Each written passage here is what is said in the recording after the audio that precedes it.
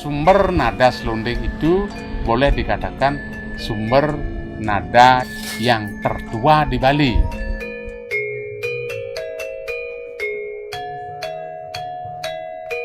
Harapan saya ya stakeholder yang berkompeten itu untuk concern itu.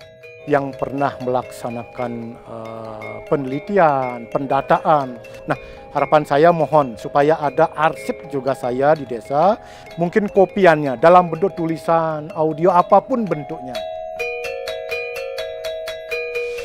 Semakin tahun lagi umur semakin bertambah sapun itu.